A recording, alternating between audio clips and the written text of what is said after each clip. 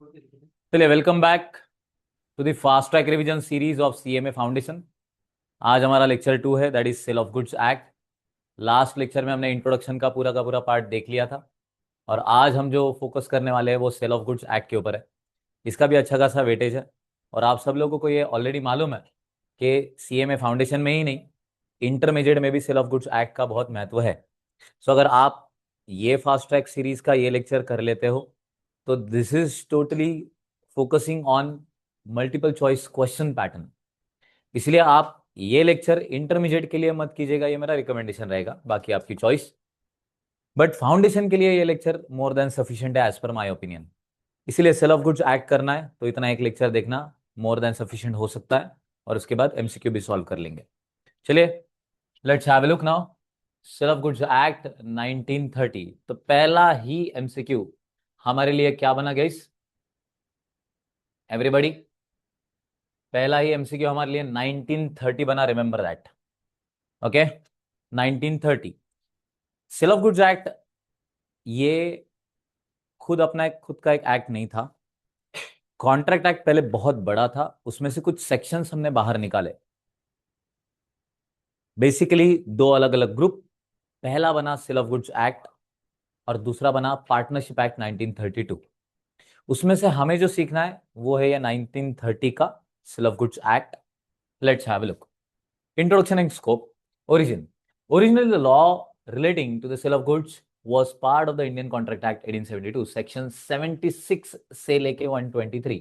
ये पुराने contract act में से निकाल के ये सेल ऑफ गुड्स बनाया। These sections were repealed and a separate act was passed in 1930। Year याद रखिए, और अगर डेट है तो 1 जुलाई 1930। ओके, अपने अपने नोट्स गाइस निकालते रखना, और अगर आपने ये नोट डाउनलोड कर लिया है तो फिर उसमें टिक मार्क करते चलना प्रिंट आउट निकाल के। Title change. Initially called the Indian Sale of Goods Act 1930, the word Indian was removed in 22nd September 1963। तो गाइस, पहले Indian sale of goods act था, बट उसमें से क्या किया, फिर इंडियन ए वर्ड हटा दिया गया। कब? 1963। मतलब यार, हम इंडिपेंडेंट हुए 1947 में, वहां से लेके हम 1962 तक लिटरली इंडियन यही वर्ड उसमें इंसर्ट करके ही चल रहे थे। आज भी बहुत सारे एक्ट है, जैसे कॉन्ट्रैक्ट एक्ट, तो इंडियन वर्ड वहां पे भी आज तक अटैच्ड है, हालांकि उसको तो और भी ज्यादा साल हो चुके हैं। Extend, it extends to whole of India. Nature of sale, it is an absolute transfer of goods where the property will never revert to the seller, that is non revisionary. मतलब क्या, एक बार मैंने अगर किसी को प्रॉपर्टी सेल कर दी तो वो प्रॉपर्टी वापस मेरे पास नहीं आएगी। हम ये पर्टिकुलर टॉपिक क्यों सीख रहे हैं, रादर ये टॉपिक क्यों आया, क्योंकि ये ट्रांजेक्शन से रिलेटेड है। आगे जाके आप गुड्स एंड सर्विसेज टैक्स सीखेंगे, जीएसटी इनडायरेक्ट टैक्स का एक पार्ट है, बट वहां पे सबसे इंपॉर्टेंट चीज जो रहेगी वो सप्लाई सप्लाई ऑफ गुड्स। जैसे तो यार, गुड्स सेल कहां पे हो रहा है और उससे रिगार्डिंग लॉ क्या है, वो आज हम यहाँ पे सीख रहे हैं। तो एक्चुअली 1930s में जब ये कॉन्ट्रैक्ट एक्ट से एक्सट्रैक्ट होकर इसका एक्ट नया बनाया गया, तो ब्रिटिशर्स ने यही सोचा था कि यार, इंडिया को अगर हमें प्रॉपर वे में गुलाम बना के रखना है तो इनका जो कंट्रोल करना पड़ेगा वो है इनका ट्रेड। यूरोप का जितना भी आज आप गौरव देख रहे हो, इतना बड़ा वेल्थ देख रहे हो, वो मैक्सिमम इरोड किया गया इस इंडिया से। तो वो करने के लिए सिस्टमैटिक वे में ये सारे लॉज लाए गए थे, बट आफ्टर इंडिपेंडेंस भारत ने इसमें बहुत सारे अमेंडमेंट किए, और इसको गाइज ऐसे इस तरीके से कन्वर्ट कर दिया कि ये अब हमारे नेशन के लिए बिल्डिंग में काम में आ रहा है। ओके, लेट्स सी नाउ की डेफिनेशंस। सो बायर, बायर मतलब कौन गाइस? हु बाइज और एग्रीज टू बाय, फ्यूचर में भी बाय कर सकता है। सेलर मतलब हु सेल और एग्रीज टू सेल, ठीक है। डिलीवरी मतलब क्या? वॉलंटरी ट्रांसफर ऑफ पोजीशन, किसी के ऊपर कंपल्सन नहीं है, हम खुद के मन से गाइस गुड्स ट्रांसफर कर रहे हैं सामने वाले को। Goods, any kind of movable property other than actionable claims, ऐसा कोई भी कागज जो ये डिक्लेयर कर रहा है कि मेरा आपके ऊपर उधारी है, या फिर वाइस वर्सा, एक्शनेबल क्लेम। आपको negotiable instrument act next lecture में मिलेगा, उसमें आपको ये पता चल जाएगा एक्शनेबल क्लेम्स कौन से। बट देखिए, इस गुड्स की कैटेगरी में क्या क्या इंक्लूड है? Stocks, shares, growing crops, grass भी, and things attach to land जो सर्व की जाने वाली है गाइस सेल से पहले। स्पॉन्टेनियसली आया हुआ कोई पेड़ गाइस ये गुड्स नहीं है, बट हमने जो पेड़ लगाया जो हम सामने वाले को बेचने के लिए आइडेंटिफाई कर दे रहे, वो कट करके गिर गया तो गुड्स में कन्वर्ट हो गया, रिमेंबर। बट क्या एक्सक्लूड है? Currency, money and actionable claims that is date can only be recovered via suit. Actionable claims मतलब वो कागज जिस, अगर आपने जिसका पेमेंट नहीं किया तो आपके अगेंस्ट सूट फाइल होगा, मतलब केस फाइल होगी, और केस फाइल होने के बाद आप पेमेंट इधर करोगे या फिर नहीं करोगे वगैरह वाला। सो हर एक निगोशिएबल इंस्ट्रूमेंट इस एक्शनेबल क्लेम के कैटेगरी में आ जाएगा। Will see that. Document of title to goods, section 24.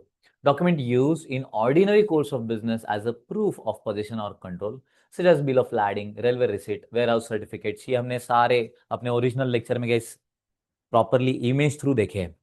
But remember, ये डॉक्यूमेंट ऑफ टाइटल, जैसे ये पेन मेरा है, ये बताने के लिए इसका जो बिल रहेगा ये मेरा डॉक्यूमेंट ऑफ टाइटल बन जाएगा। अगर मैंने कोई गुड्स वेयर हाउस में रखे तो वेयर हाउस कीपर मुझे एक सर्टिफिकेट देता है, वो मेरा डॉक्यूमेंट ऑफ टाइटल बन जाएगा, रिमेंबर दैट। ओके। सो ऐसे बहुत सारे डॉक्यूमेंट ऑफ टाइटल होता है। प्राइस मतलब क्या? Money consideration, remember that. And property refers to general property, legal ownership in goods and not just a special interest। Remember that, general property, property मतलब क्या? जो कोई भी गुड्स में सामने वाले को ट्रांसफर कर रहा हूं उसी की हम बात कर रहे हैं। So next, contract of sale, यहां तक क्लियर है सबको? Next section 4, contract of sale. A contract of sale is a contract where the seller transfer or agrees to transfer the property in the goods to the buyer for a price। It is a generic term that includes both sell and agreement to sell। ठीक है, remember that contract of sale में दोनों भी चीजें आ रही है। Cell में हम सामने वाले को प्रॉपर्टी तुरंत पास कर दे रहे हैं, but guys agreement to cell में क्या होगा? प्रॉपर्टी तुरंत पास नहीं होगी, वो प्रॉपर्टी किसी फ्यूचर डेट पे ट्रांसफर होने वाली है। इसीलिए हमें दोनों का डिफरेंशिएशन मालूम होना जरूरी है, क्योंकि कॉन्ट्रैक्ट ऑफ सेल दो विभागों में डिवाइड हो गया। पहला कौन सा है? Agreement to sale, and second one is sale. जैसे ये पेन मैं सपोज इन मैम को 5 दिन बाद सेल करने वाला हूं, this is agreement to sale. समझ में आ गया? अब पहला दिन हो गया, दूसरा, तीसरा, चौथा, पांचवा दिन आ गया। पांचवें दिन में मैं ये पेन इन मैम को दे दूंगा और उनसे मैं पैसे ले लूंगा। मतलब यार अग्रीमेंट टू सेल किसी एक टाइम ड्यूरेशन में जाके सेल में कन्वर्ट हो ही जाता है। ओके। सो इसमें डिफरेंस क्या है? पहला सेल, ट्रांसफर यहाँ पे प्रॉपर्टी का इमीडिएटली हो जाएगी, बट यहाँ पे एग्रीमेंट टू सेल में किसी फ्यूचर डेट पे या फिर कोई कंडीशन सेटिस्फाई होने पे होगी। नेचर ऑफ कॉन्ट्रैक्ट, ये एग्जीक्यूटेड होता है और ये एग्जीक्यूटरी कॉन्ट्रैक्ट, एग्जीक्यूटेड खत्म हो गया, एग्जीक्यूटरी होना बाकी है। Right in rem and right in personam. Right in rem जैसे सेल हो गया तो हम दुनिया को डिक्लेयर कर दे रहे हैं, जैसे मैंने मेरा घर परचेस किया तो हम ये दुनिया को डिक्लेयर कर दे रहे कि ये प्रॉपर्टी से रिगार्डिंग अधिकार अब मेरा है। समझ में आ गया? बट एग्रीमेंट टू सेल में क्या होगा? वो पर्टिकुलर पर्सन तक ही मर्यादित रहेगा। समझ में आया? हम उस पर्टिकुलर पर्सन तक ही मर्यादित रहेंगे, इसीलिए राइट इन पर्सोनेम कहा जाता है। मैंने किसी से लोन लिया तो वो लोन पे ऑफ करने की जिम्मेदारी खाली मेरे अकेले की है। This is right in personam. Right in rem and right in personam, difference समझा? Second, next, risk of loss borne by the buyer even if the goods are with seller. Position matter नहीं करेगा, यहाँ पे ownership matter करता है। Goods किसके position में है? इस ये पेन का ओनरशिप मेरा है, बट रिमेंबर दैट इसका पोजीशन अगर इस मैम के पास है, रिमेंबर अगर वो गुड्स को कुछ हो गया तो नुकसान मेरा है, मैम का नहीं। कोई डाउट? आगे, बट यहाँ पे borne by the seller even if the goods are with the buyer. So यहाँ पे एग्रीमेंट टू सेल में नुकसान होगा सेलर का, रिस्क सेलर का है, और यहाँ पे बायर का। Insolvency of seller, the buyer can claim goods from the official receiver. अगर इंसॉल्वेंट हो गया तो रिमेंबर क्या होगा? यहाँ पे buyer can claim goods from the official receiver. कभी भी इंसॉल्वेंसी हो जाता है तो फर्म के सारे एसेट बेचने का अधिकार एक व्यक्ति को ट्रांसफर किया जाता है, वो है ऑफिशियल रिसीवर। सेल हो गया है और अगर सेलर इंसॉल्वेंट हो गया तो बायर क्या करेगा? गुड्स क्लेम कर सकता है, बट इधर the buyer can only claim a relatable dividend for a price paid. ठीक है? ओके, स्पेलिंग मिस्टेक है वहां पे। एनीवे, सो रिमेंबर, जब अग्रीमेंट टू सेल है वहां पे हम लोग क्या कर सकते हैं गाइस? एग्रीमेंट टू सेल में हम लोग क्या कर सकते हैं? हम ओनली डैमेजेस क्लेम कर सकते हैं, गुड्स क्लेम हम नहीं कर सकते। समझा? इधर सेल में हम गुड्स क्लेम कर सकते थे, बट यहां पे क्या हो जाएगा? क्लियर है ना? हम खाली डैमेजेस क्लेम करेंगे। Next, liability, liable for sale, sales tax या फिर जीएसटी। यहाँ पे liable for GST only when it matches into a sale. जब एग्रीमेंट टू सेल का इस सेल में कन्वर्ट होगा तो ही वो जीएसटी की कैटेगरी में वगैरह चला जाएगा। लेट्स सी, पूरा का पूरा अब तक जितना भी हुआ है वो एक इमेज से। सो आपका सेल ऑफ गुड्स का अंडरस्टैंडिंग गाइस यहाँ से हो जाएगा। That is the act define rights and responsibilities in a transfer of the movable property in India, distinguishing between an immediate sale and a future agreement. So immediate sale मैं आज कर रहा हूँ या फिर फ्यूचर एग्रीमेंट में future में sale कर रहा हूँ, उन दोनों के बीच में बाइफरेट करने वाला ये पर्टिकुलर लॉ है, जिससे हम अल्टीमेटली कॉन्ट्रैक्ट ही डन करने वाले हैं related with sale of goods. Okay, तो इसके दो पार्ट, पहला एग्रीमेंट टू सेल और उधर आ रहा है वो है sale. So transfer of ownership, property transfer immediately, यहाँ पे क्या हो जाएगा, लैटर। ठीक है, इतना एक इमेज भी कर लिया, आपका काम खत्म है, रिमेंबर। वैसे ही एग्जीक्यूटेड में sale is an executed contract, यहाँ पे क्या हो जाएगा फिर, एग्जीक्यूटरी।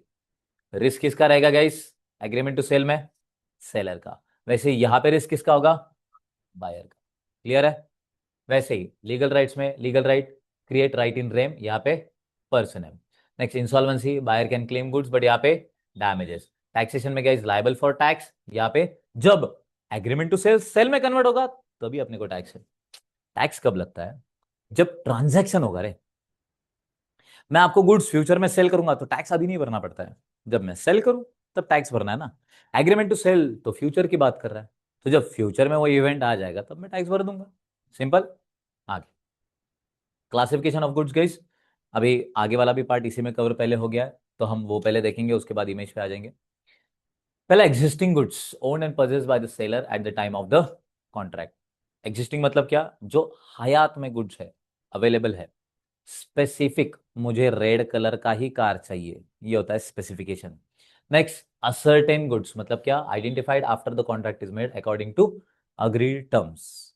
ऑलरेडी जो अग्रीड टर्म है उस हिसाब से आपका अमेजोन का पैकेज गाइस आया, अपने अमेजोन से गुड्स मंगाया, वो पैकेज आपके घर तक आया, आपने उस पैकेज को ओपन करके देखा तो असर्टेन के कैटेगरी में आ गए। समझ में आया। आपके दोस्त का टीवी का शोरूम है, उस टीवी के शोरूम में से आपने एक टीवी चूज किया, असर्टेन्ड है वो। वही अगर मैंने मेरे दोस्त को फोन किया कि दोस्त एक काम करो कि प्लीज आपके पास 50 टीवी है ना, उसमें से कोई भी एक टीवी भेजो भला के, अनअसर्टेन गुड चाहिए।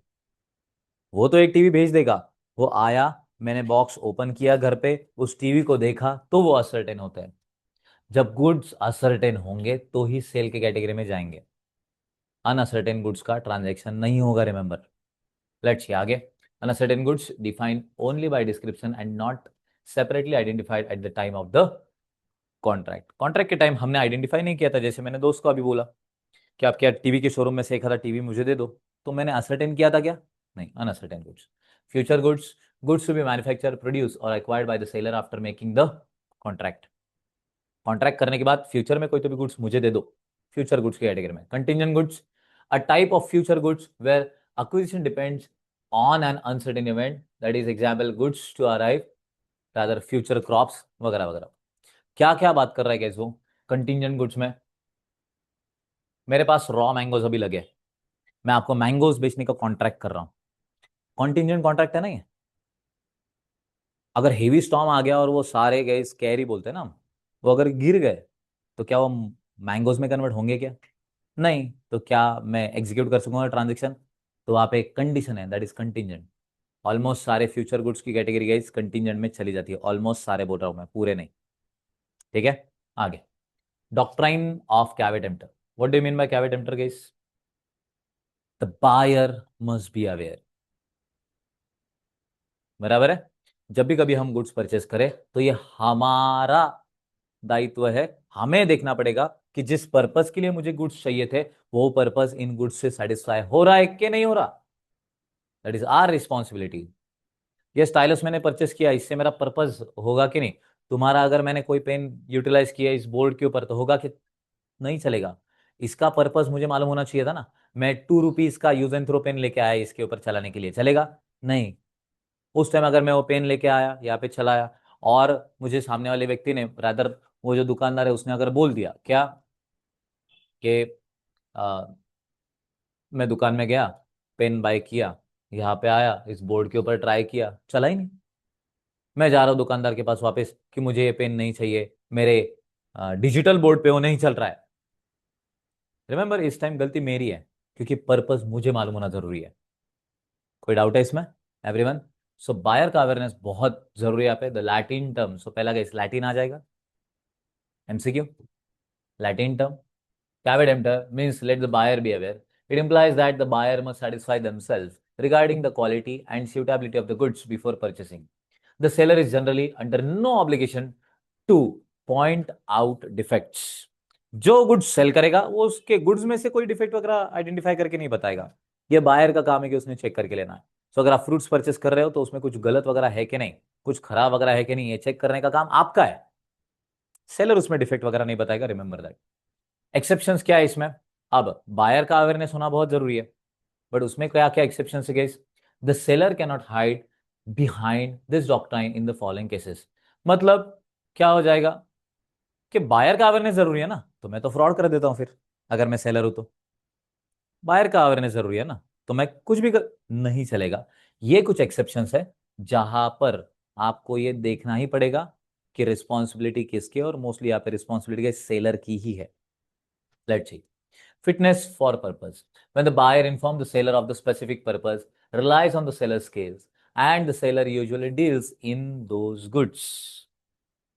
हमने सामने वाले पर्सन को इस गुड्स का पर्पस बताया था, और हम सामने वाले पर्सन के स्किल के ऊपर डिपेंड रहे कि ये गुड्स हमें चाहिए थे, हमने डिस्क्रिप्शन बता दिया था, और सामने वाले पर्सन ने उसके हिसाब से हमें गुड्स दिए, तो वो रिस्पॉन्सिबल, मैं नहीं।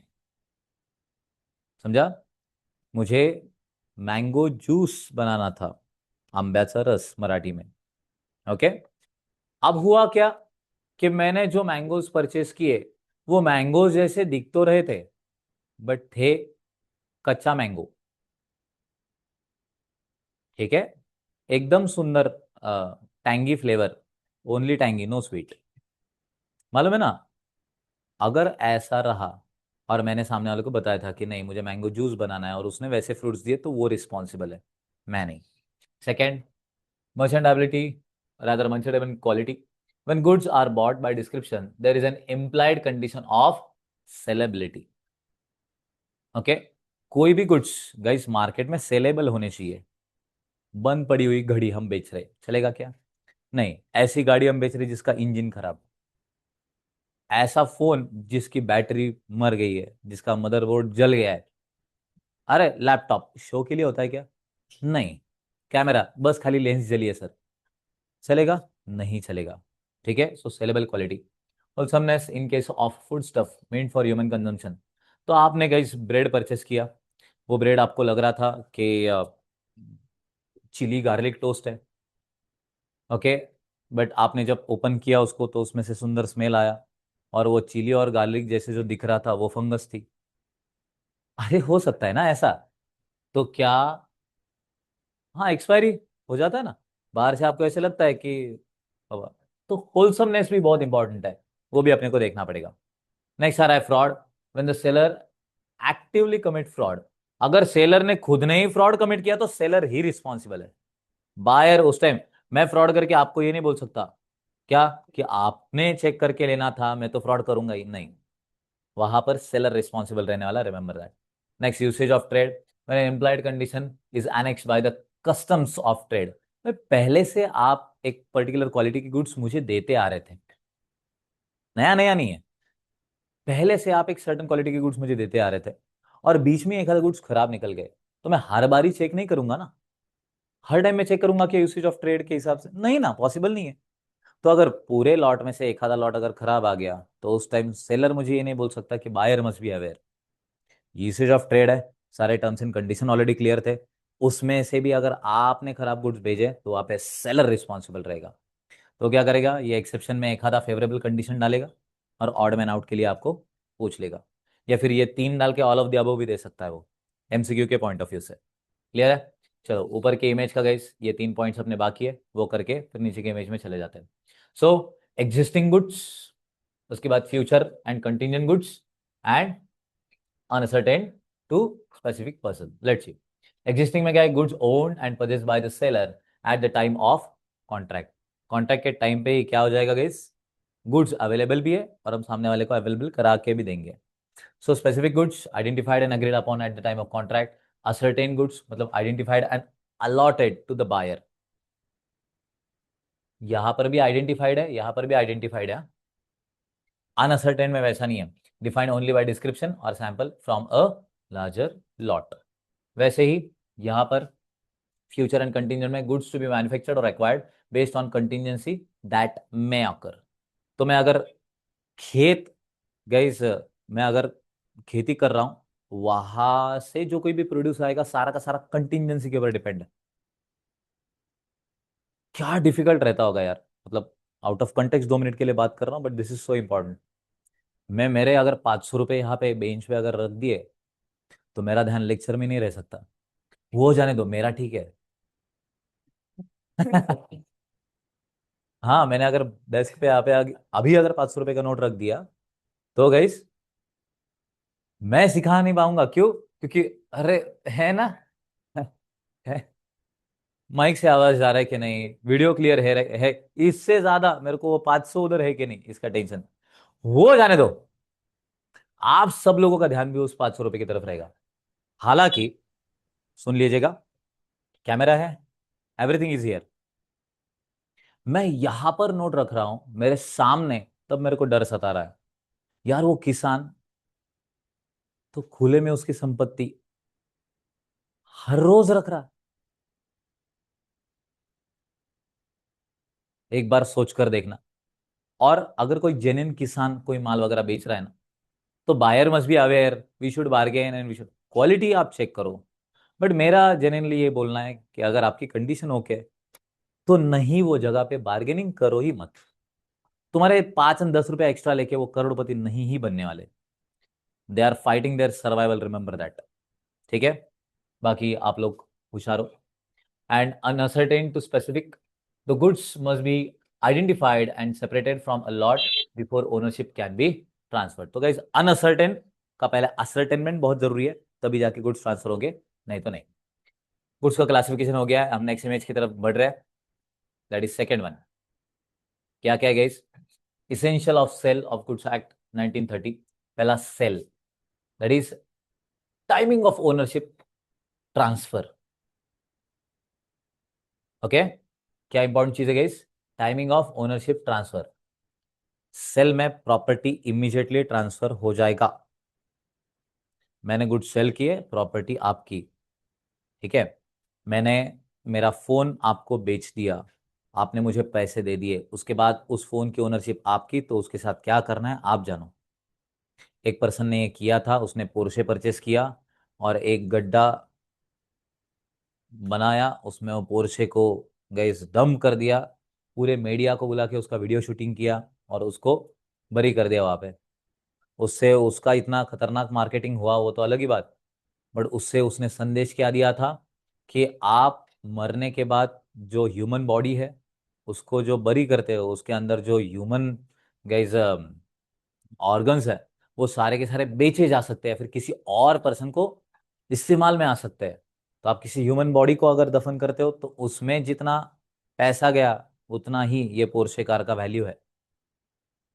तो एक्चुअल सिनारे में पोर्शे, उसके अगेंस्ट कोई कंप्लेंट नहीं फाइल कर सकता। अपने हिंदुस्तान के एक राजा ने, वो कौन सा गाड़ी का ब्रांड था, रोल्स रॉयस, बराबर है, रोल्स रॉयस का ऐसा रेपुटेशन है कि वो लोगों का रेपुटेशन देख के ही उन्हें गाड़ी बेचता। मतलब मैं गया, मैं सीए में हूं और मेरे पास इतना, दे डोंट केयर। वो डिसाइड करेंगे कि मैं डिजर्व करता हूं कि नहीं कर। तो मेरे पास पैसा होने से खाली वो कार में ओन नहीं कर सकता, मेरा एक्चुअली क्या रेपुटेशन है, मैं कौन हूं, ये सब कुछ देख कर ही वो गाड़ी मुझे सेल की जाती है। क्या मतलब यार। सो ऐसी सारी चीजें गाइस, आप सब लोगों को ही ये मालूम है। रिमेंबर दैट, वो अपने यहाँ के एक राजा महाराजा ने परचेस करके उसको कचरे की गाड़ी में कन्वर्ट कर दिया था। और एक ने उनके शोरूम में जितनी भी गाड़ियां थी उन सबको कचरा उठाने के लिए गई यूटिलाइज कर लिया था। वो राजा की टेरिटरी में वो जब नॉर्मल भेस में घूम रहे थे और वो शोरूम में गए, तो उनको हकाला, तो उसका इंसल्ट हो गया उन राजा का। तो वो राजा वापस गया, खुद के थ्रोन पे बैठा, फिर वो शोरूम वालों को बुलाया, इंडिया का राजा, पूरे कार परचेस किए। वो भी हाथ जोड़ के खड़े थे, क्योंकि राजा था ना, राजा ने परचेस किया। पूरी दुनिया भर में खबर फैल गई कि वो शोरूम के सारे कार एक राजा ने परचेस कर लिए। कितना वेल्थ है इंडियन के पास। और बाद में जब कचरा गाड़ी में कन्वर्ट किया तो ये हाथ जोड़ के आए, प्लीज राजा जी ऐसा मत कीजिए। बट सेल हो गया ना, ओनरशिप ट्रांसफर, कुछ भी कर सकते हो। ठीक है, आगे एग्जीक्यूटेड या फिर एग्जीक्यूटरी। ठीक है, सेल इज एग्जीक्यूटेड कॉन्ट्रैक्ट। यहाँ पे सेल के कैटेगरी में और एक बर्डन ऑफ रिस्क किसके पास रहेगा गाइस, बायर के पास। वैसे एग्रीमेंट टू सेल में timing of ownership property transfer in future date, executed या फिर एग्जीक्यूटरी, तो ये एग्जीक्यूटरी कैटेगरी में burden of risk guys seller के पास रहेगा। Okay, next legal right, right in rem insolvency, तो गाइस रिसीवर के थ्रू हम गुड्स टैक्स लाइबल हो जाएगा। यहाँ पे लीगल राइट में right in person, insolvency of seller and taxation में guys liable GST only when agreement to sell becomes sell. Okay, three categories guys, existing, future and contingent. I think ऊपर वाला ही यहाँ पे रेप्लीकेट हुआ है, but fine है, अच्छा खासा रिवीजन हो गया। That is 3.1 for you. Now we are heading towards 3.2, that is transfer of ownership. Sale of goods में सबसे इंपॉर्टेंट चीज क्या है गाइस, तो ओनरशिप का ट्रांसफर होना ही सबसे इंपॉर्टेंट है यार।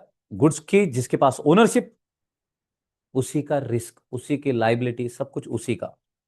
इसलिए ओनरशिप कब ट्रांसफर हो रही है ये देखना हमारे लिए बहुत क्रूशल है। Let's see introduction. In a contract of sale the most critical element is the transfer of ownership, that is property from seller to the buyer for a price. एक पर्टिकुलर प्राइस के लिए गए हम सामने वाले को goods, मतलब goods का ओनरशिप ट्रांसफर कर रहे हैं। Property in goods means the absolute ownership of the goods which constitute the buyer as a real owner. Property in goods, मैंने कोई भी गुड्स अगर आपको ट्रांसफर की है तो हम उसके एब्सोल्यूट ओनरशिप राइट सामने वाले को दे रहे हैं, उसके बदले में हम पैसा ले रहे हैं भाई। Next, importance of time. It is essential to determine the exact point of time when the property passes, because the seller ceases to be the owner, and that timing determines the rights and liabilities, such as who bears the risk of loss of both parties. Section 18 से लेकर 25 of the act govern when this transfer happens. मैं बोल रहा हूं ना, ownership महत्वपूर्ण है, position नहीं।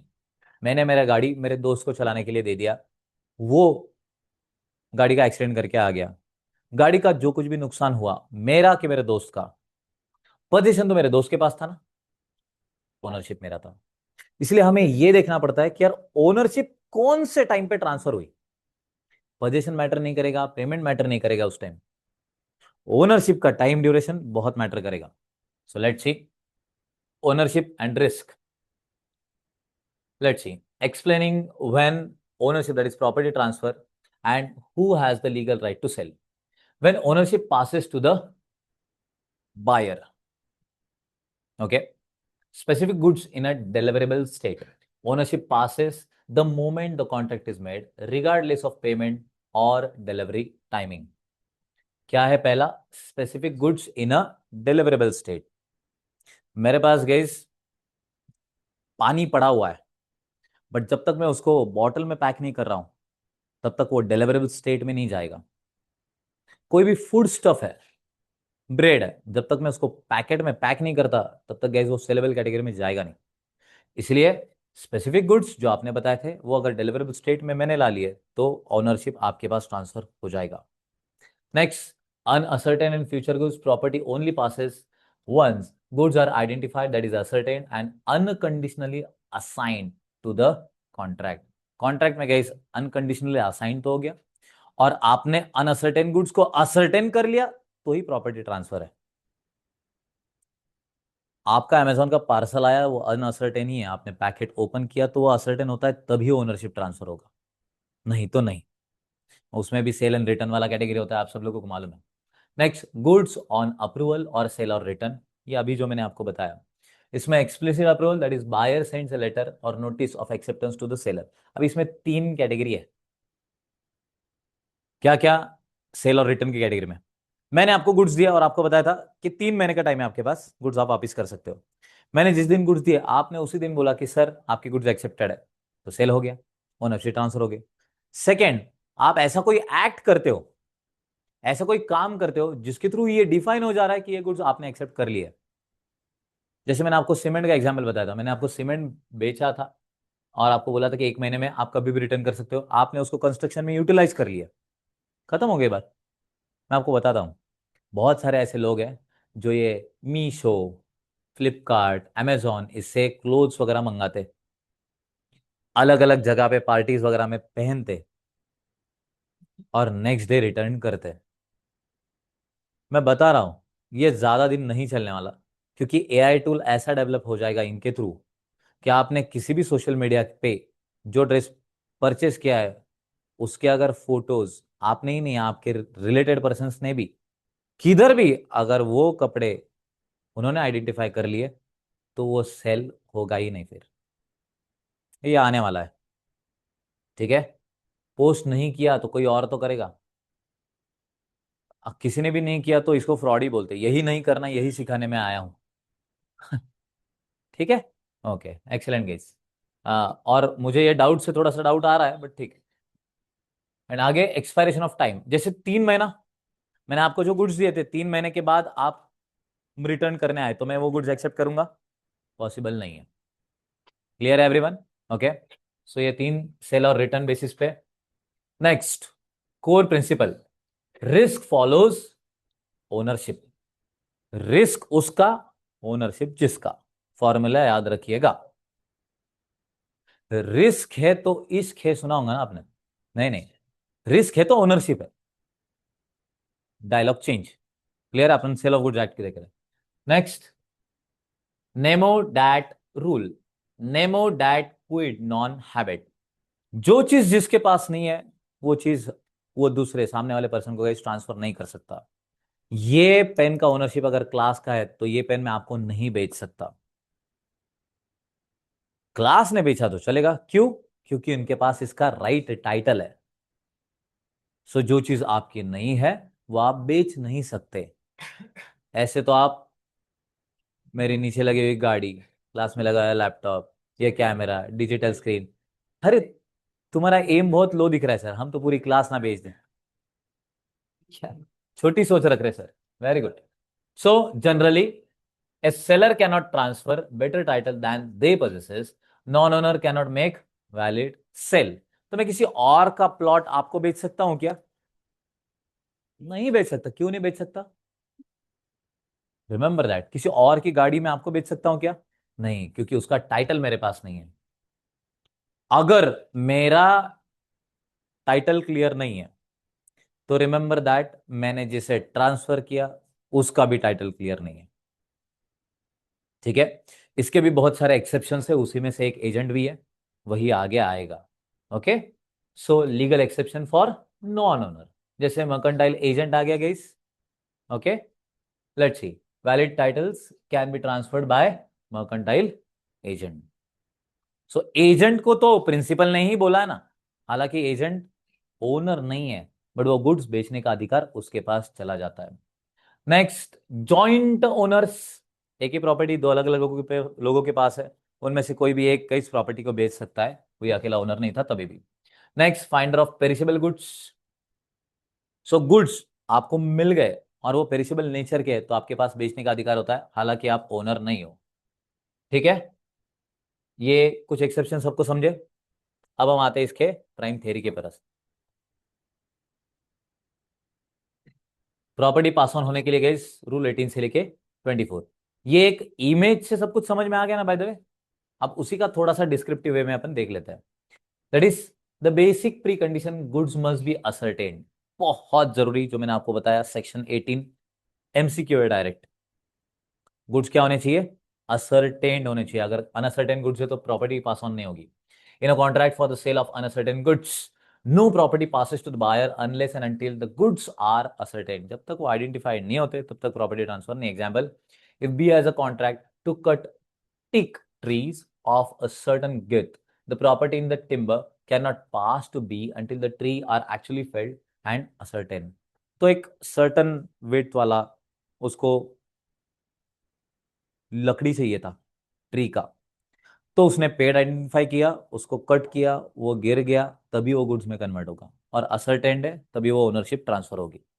Next, intention of the parties, ये तो पढ़ो भी मत। इंटेंशन ही सबसे इंपॉर्टेंट होता है किसी भी कॉन्ट्रैक्ट में। समझ में आया? तो रिमेंबर दैट, हम अगर किसी को कुछ गुड्स सेल कर रहे हैं तो हमारा इंटेंशन सेलिंग का होना चाहिए। तब वो कॉन्ट्रैक्ट वैलिड होगा। Next, rule for specific goods, deliverable state, जो हमने अभी सेक्शन 20 देखा, उसका सेक्शन याद रखना खाली। When the contract is made, बाहर से आ रहा है, okay, when the contract is made, that is deliverable state.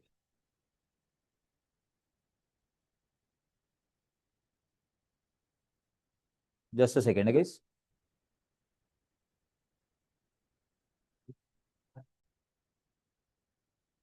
Yes everyone, so deliverable state वाला हमने अभी देखा।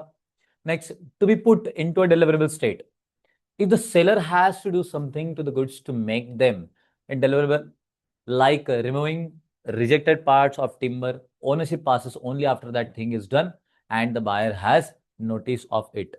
So guys, पुष्पा भाऊ चंदन का लकड़ी बेच रहे हैं, तो डायरेक्टली पेड़ के पेड़ बेचे तो चलेंगे क्या? नहीं, उसको वो सारी की सारी टहनियां का कट करनी पड़ेगी, उसको क्लीन करना पड़ेगा, ट्रक में लोड करना पड़ेगा, तो ही वो डिलीवरेबल स्टेट में कन्वर्ट हो जाएगा, रिमेंबर। नेक्स्ट, और भी इंपॉर्टेंट चीज जो मैं बताना अभी रह गया, सामने वाले को नोटिस देना, बायर को। पुष्पा भाव ने खाली वो जो चंदन का लकड़ी है साफ करके रख दिया तो ओनरशिप ट्रांसफर हो जाएगी क्या? हमने सामने वाले पर्सन को नोटिस भी देना है कि तेरे गुड्स रेडी है, लेके जाओ, तो ये ओनरशिप ट्रांसफर होगी। Next, ascertaining the price. अब मेरे पास 4 बुक है, आपको इंटरमीडिएट में भी बुक ही मिलने वाला है। तो एक टैक्स का है, एक लॉ का है, एक अकाउंट्स का है, एक कॉस्टिंग का है। मेरे पास ऐसा पूरा गट्ठा पड़ा हुआ था। आपने बोला कि सर ये पूरे के पूरे बुक मुझे परचेस करने हैं, बताओ क्या कॉस्टिंग है। अब मुझे तो हर एक का प्राइस अलग अलग है ना। सपोज टैक्स का 100 रुपए का है, लॉ का 200 का है, अकाउंट का 300 का है, कॉस्टिंग का 400 का है। तो मुझे तो पहले देखना पड़ेगा उस पूरे गट्ठे में से कि अकाउंट के कितने बुक, कॉस्टिंग के कितने, टैक्स के कितने, लॉ के कितने। तब जाकर ही मैं आपको बुक गिनकर उसका प्राइस एस्टिमेट कर फिर आपको बता पाऊंगा। तभी ओनरशिप ट्रांसफर होगी, जब मैं उनको गई सेग्रीगेट करूंगा तब वो operation. So if a specific goods are in deliverable state but the seller still needs to weigh, measure or test them to determine the price, property pass only after that act is done and the buyer has notice.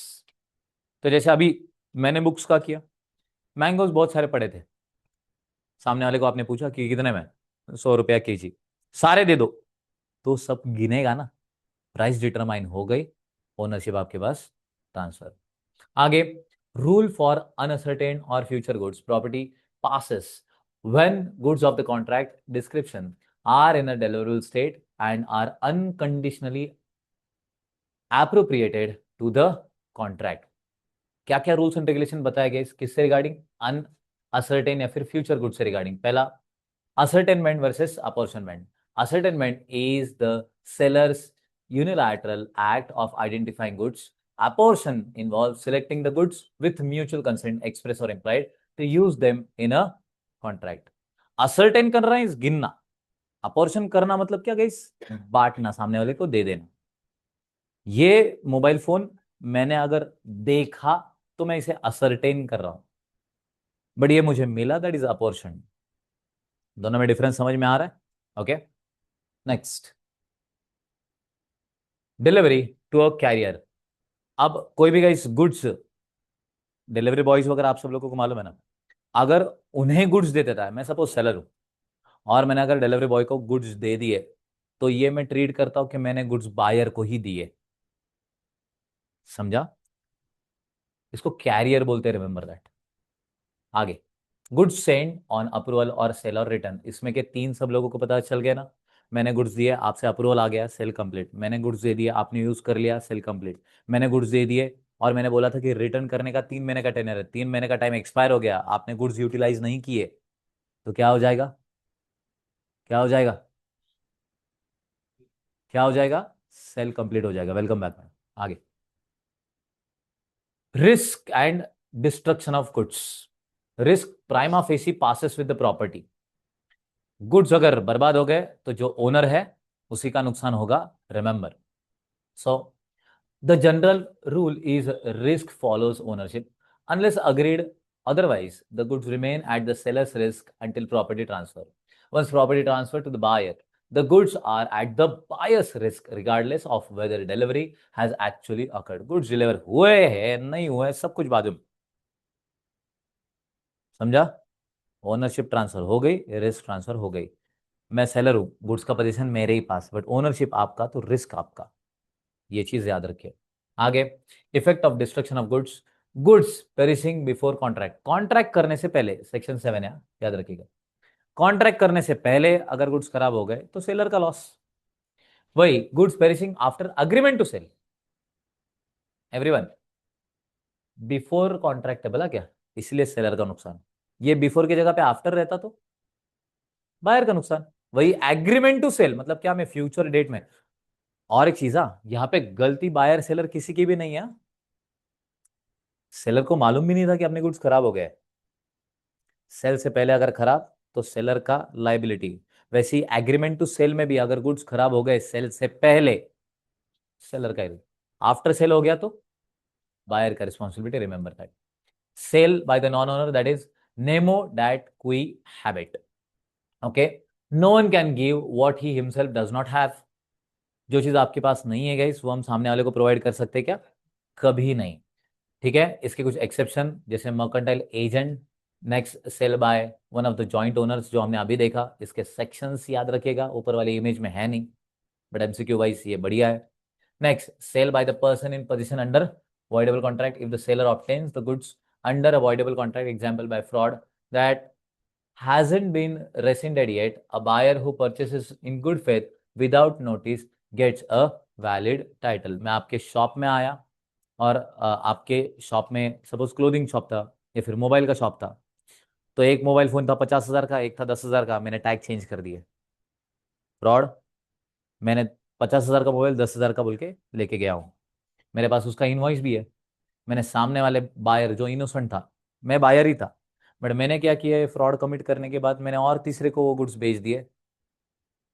10,000 का मेरे पास bill था, तो ownership में transfer कर सकता हूँ। Remember, अगर वो इनोसेंट है तो ये सेल भी वैलिड है। अगर वो बायर इनोसेंट है तो मैंने जो सेल किया ना वो गुड्स, वो भी वैलिड है, याद रखिए। तुम बोलेंगे फिर सर वो जो दुकानदार था जिसका नुकसान हो गया उसका, वो मेरे अगेंस्ट सूट फाइल करेगा फॉर डैमेजेस। वो गुड्स रिटेन नहीं कर सकता। जो मेरे से ट्रांसफर हो गए इनोसेंट बायर को, वो टाइटल गुड्स का उसी के पास रहेगा। ठीक है, बट उसका इनोसेंट होना बहुत ज्यादा जरूरी है, जैसे आप लोग। seller or buyer in position after sale. If seller sells goods but keeps position and then wrongfully resell them to new good faith buyer, then the new buyer gets a good title. And if a buyer obtains position before acquiring full ownership and resell to an innocent party, that transaction is valid. जो मैंने आपको अभी explain किया है। Cell bye एस्टोपेल मतलब क्या guys? जो आप नहीं हो वो आप प्रिटेंड कर रहे हो।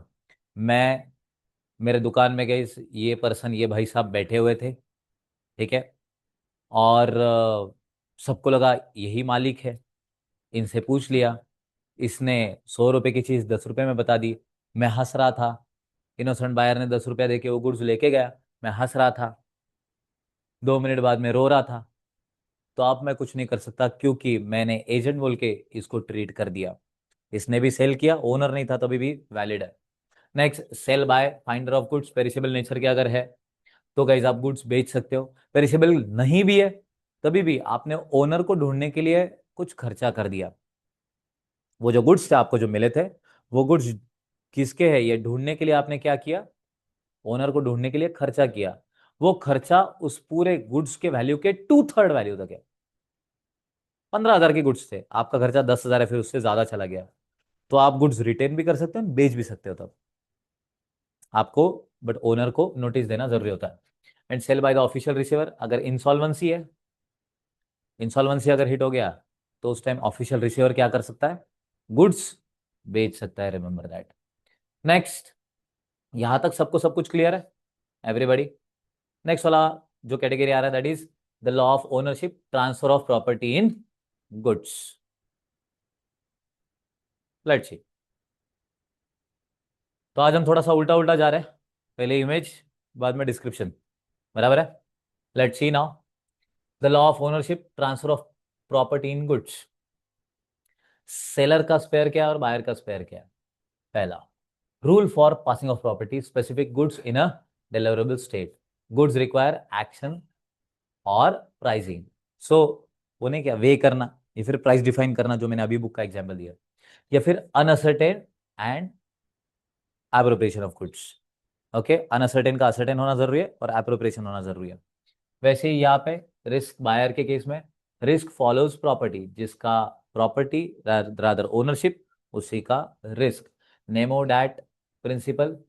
तो गैस जो चीज जिसके पास नहीं है वो उसका टाइटल ट्रांसफर नहीं कर सकता, remember that. essential exceptions to the rule, valid title can be transferred by the non owner like mercantile agent or joint owner in a good faith, कोई प्रॉब्लम नहीं। Goods sent on approval basis पे guys, buyer signifies acts of adoption and retention of goods, ये तीनों भी मैंने आपको अब तक 3 बार बता दिए।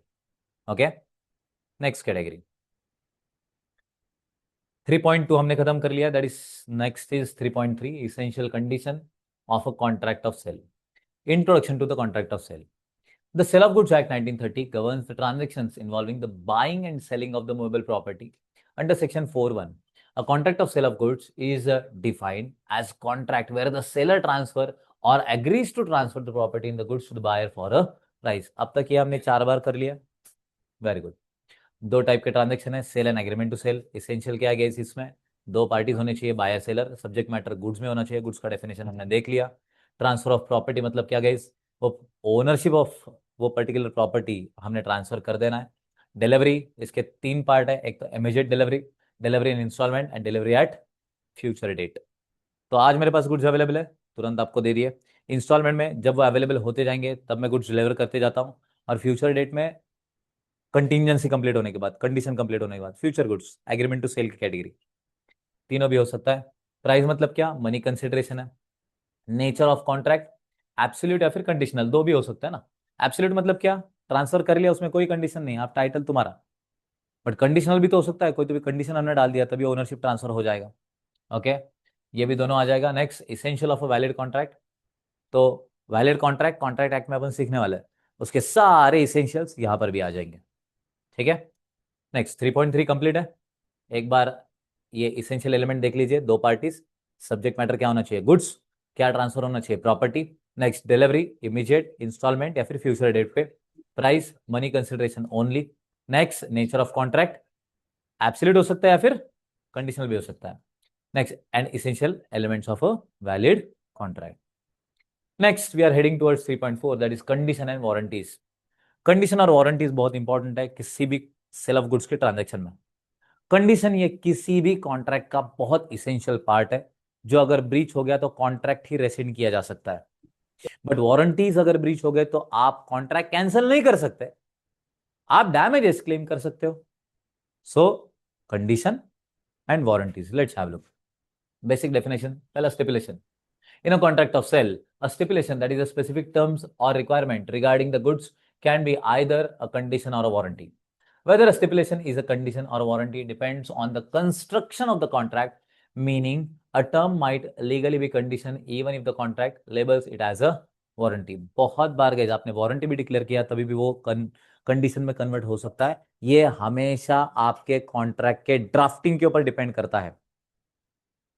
100% discount, star mark. Star mark मतलब क्या था, कंडीशन अप्लाइड, मतलब वो कंडीशन इसेंशियल है। समझ में आया एवरीवन, बहुत जरूरी है ये कंडीशन और warranty. So section 12 subsection 2 guys, stipulation that is essential to the main purpose of the contract. ये क्या है, बहुत इंपॉर्टेंट, मेन पर्पस के लिए स्टिपुलेशन। स्टिपुलेशन मतलब डिक्लेरेशन होता है, ठीक है। उस कॉन्ट्रैक्ट में ये कंडीशन मतलब क्या होगा, स्टिपुलेशन, बहुत इंपॉर्टेंट वाली चीज। Effect of breach: if a condition is breached, the aggrieved party has the right to treat the contract as repudiated, that is cancelled and reject the goods. अगर condition ही satisfy नहीं हुआ तो हम क्या कर सकते हैं, गुड्स को रिजेक्ट कर सकते हैं, remember that. Warranty, a stipulation that is collateral, that is subsidiary to the main purpose of the contract. ये कोलैटरल है, ये प्राइम है क्या, उसके साथ। मोबाइल फोन मैंने परचेस किया, हेडफोन आने वाले थे, नहीं आए, तो क्या मैं मोबाइल फोन कैंसिल कर, नहीं, मैं हेडफोन नहीं मिला उसका डैमेज क्लेम करूंगा। ठीक है, तो collateral, remember. Effect of breach, If a warranty is breached, the aggrieved party can only claim damages. They do not have the right to reject the goods or repudiate the contract. आप contract cancel नहीं कर सकते, goods reject नहीं कर सकते, आप खाली damages claim कर सकते हो. Okay, condition and warranties, guys. So condition versus warranties, navigating the Sale of Goods Act. Under the Sale of Goods Act 1930, stipulations are classified as condition or warranties determining the rights upon breach. So condition are essential, warranties are collateral. Direct MCQs, yeah, please याद रखिए. Essential stipulation vital to main purpose, a breach permits contract to repudiate. अगर ये contract में सबसे important चीज है, इसका breach, contract का ब्रीच डायरेक्ट. और इधर अगर हमने देखा secondary stipulations, a breach allows damage claim but not goods rejection. और एक बात अभी बता देता हूं, ये कंडीशंस वारंटी में कन्वर्ट हो सकते हैं, वारंटी कंडीशन में कन्वर्ट नहीं हो सकता. ठीक है. नेक्स्ट, कंडीशन है वारंटी में, the rule of one way conversation, a breach of condition may be treated as a warranty breach but never vice versa. जो मैंने अभी आपको बताया वही वाली, इसीलिए सेंटर में लिखा है, एक सेंटेंस में दोनों भी क्लियर हो जाते हैं. Next, 5 types of implied condition. अभी इम्प्लाइड कंडीशन कौन से और टाइप्स ऑफ इम्प्लाइड वारंटीज कौन से, जैसे टाइटल, डिस्क्रिप्शन, सैंपल, मर्चेंटेबिलिटी, होलसमनेस, ये सारे के सारे क्या है, कंडीशन. वैसे अगर वारंटी देखा जाए तो quiet possession, freedom from encumbrances, encumbrances मतलब क्या, कोई तो भी अड़थड़ा, difficulties. And next, fitness by trade usage if applied. ठीक है. तो गुड्स का फिटनेस होना चाहिए, रेगुलर बेसिस पे हम जो गुड्स कंज्यूम कर रहे हैं उसका फिटनेस होना चाहिए, वो गुड्स सही क्वालिटी के होने चाहिए. एंड सेफ्टी डिस्क्लोजर, तो हमने वो ऑल आउट का देखा था, उसके ऊपर डेंजरस नेचर डिस्क्राइब किया जाता है ना गुड्स के. वो चिट्ठी नहीं आती है क्या बॉक्स के अंदर, जो हम ओपन करके देख लेते हैं मल्टीपल लैंग्वेजेस में, वो क्या है, डिस्क्राइब किया गया है कि भाई ये गुड्स का नेचर डेंजरस है. ठीक है. वो आपने वो बैट देखा है क्या जिससे मॉस्किटो किल किया जाता है, उसके ऊपर भी लिखा होता है वार्निंग बड़े अक्षरों में, बराबर है, कि प्लीज इसे छुइए मत. तो फिर अपन पहला काम क्या करते, बराबर है, करंट एसेट बोले. Very good. Key differences condition versus warranty.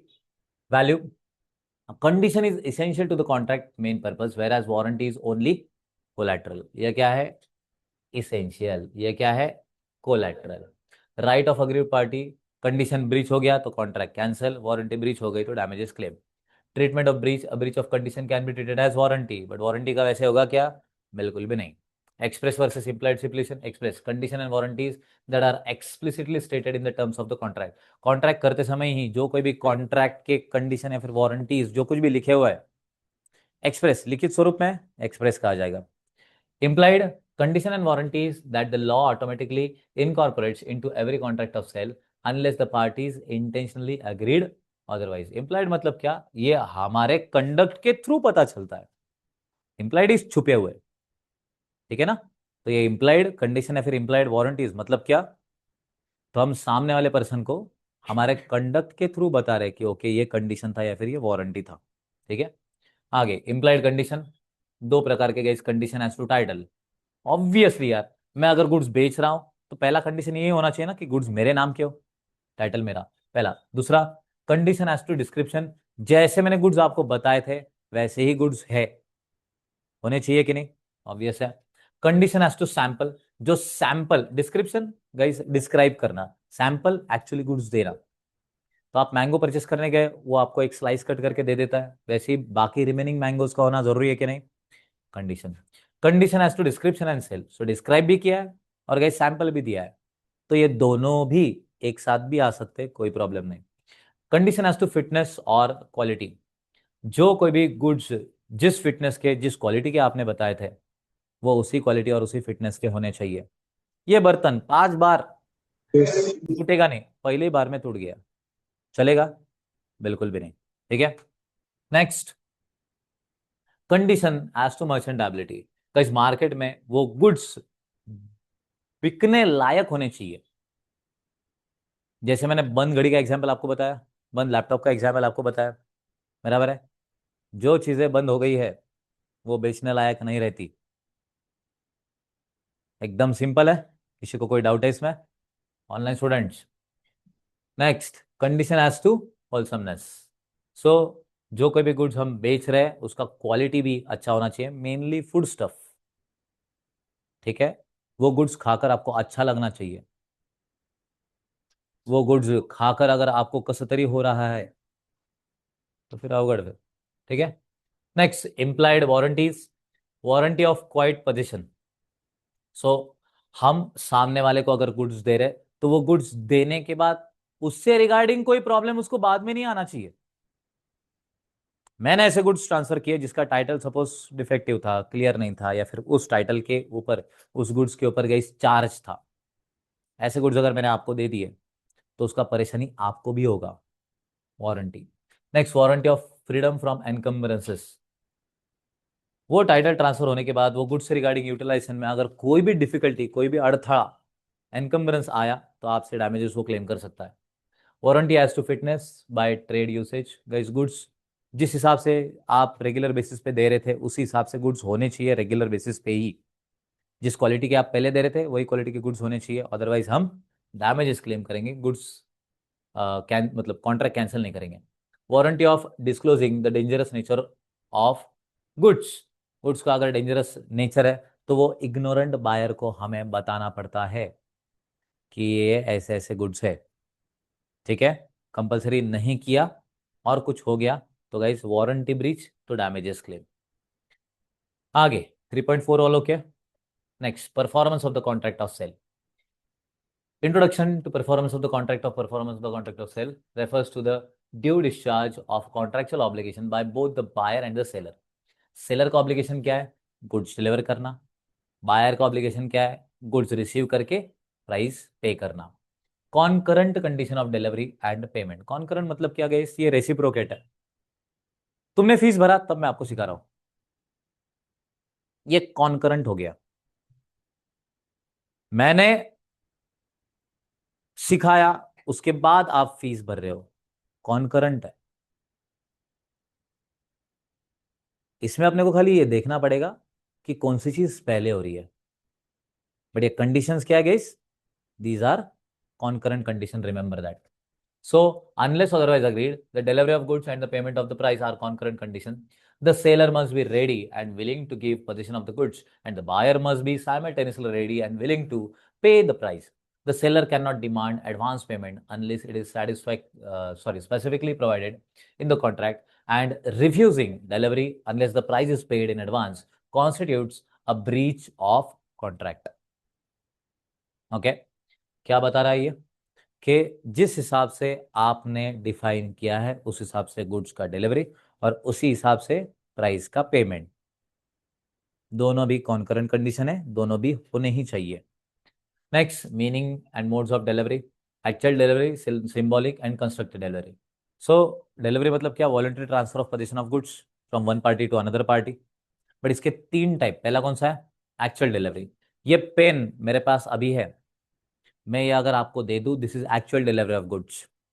But मुझे अगर कोई फ्लैट बेचना है तो फ्लैट तोड़ के मैं इधर नहीं ला सकता हूं, तो उसकी मैं चाबी आपको देता हूं, that is symbolic. And constructive, जिसमें दो से ज्यादा पार्टीज इंवॉल्व है।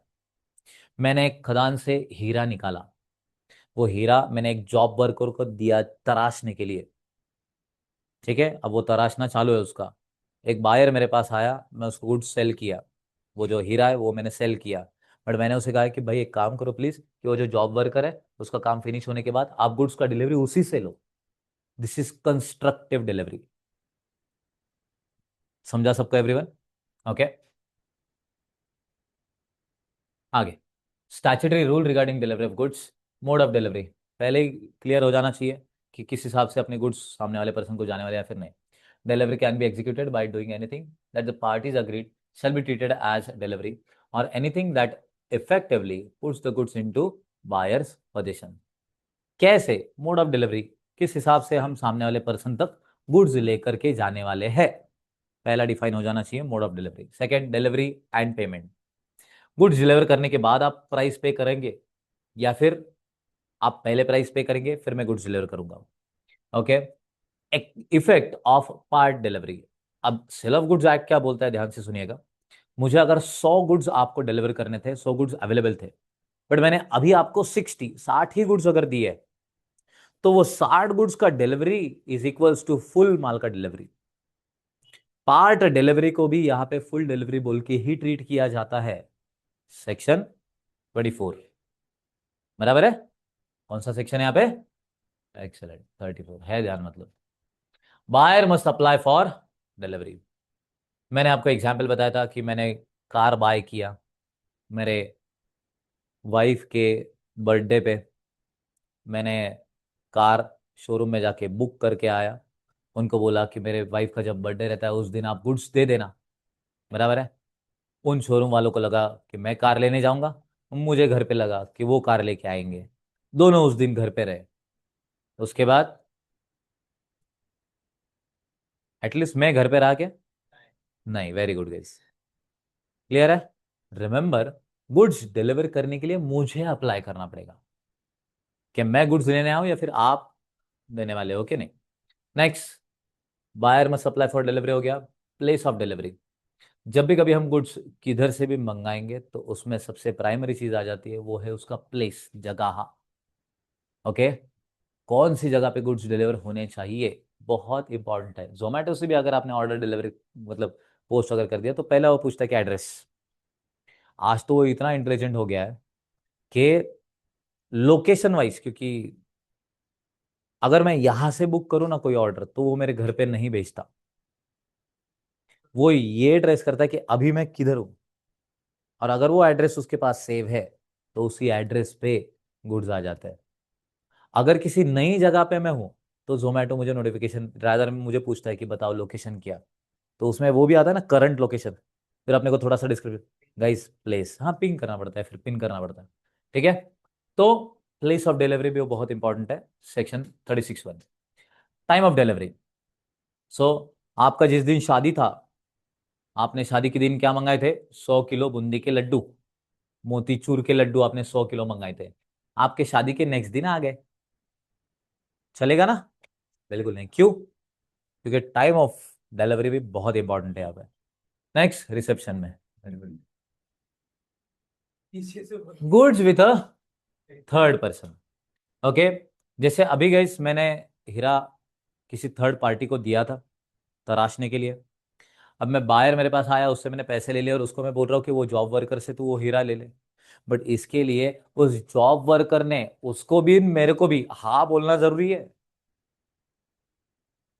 क्या? कि हाँ, मेरा जो रॉ मटेरियल है वो उसके पास है और वो कंप्लीट होने के बाद डिलीवर कर देगा। क्लियर है? बहुत इंपॉर्टेंट है डिलीवरी के लिए यहाँ पे।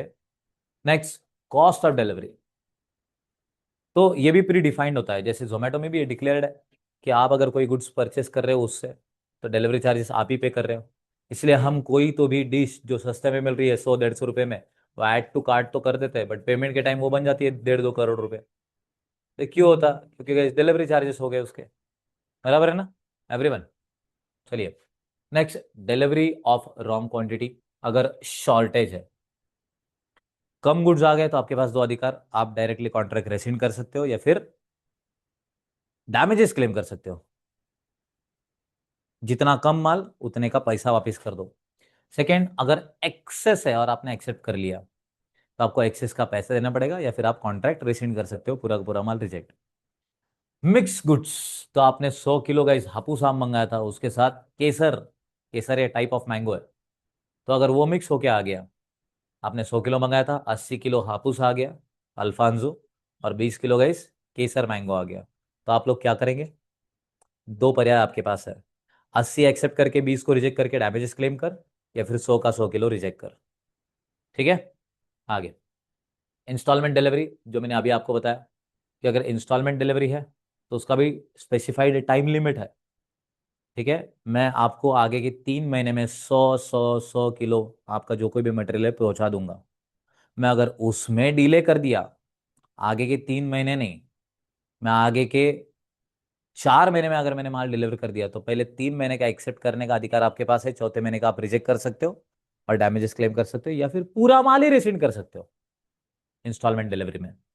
आगे, रिस्क एट डिस्टेंट प्लेस, आपने मुझे, हम छत्रपति संभाजी नगर में रह रहे हैं, मैं सपोज पुणे में माल मंगाया, आपने यहां से पुणे में माल भेज दिया, बट मैं आपको, हाँ वहां तक का डिलीवरी आप गुड्स का कर ही रहे हो, बट मैं अभी आपको बोल रहा हूं कि मुझे पुणे से चाइना में माल चाहिए,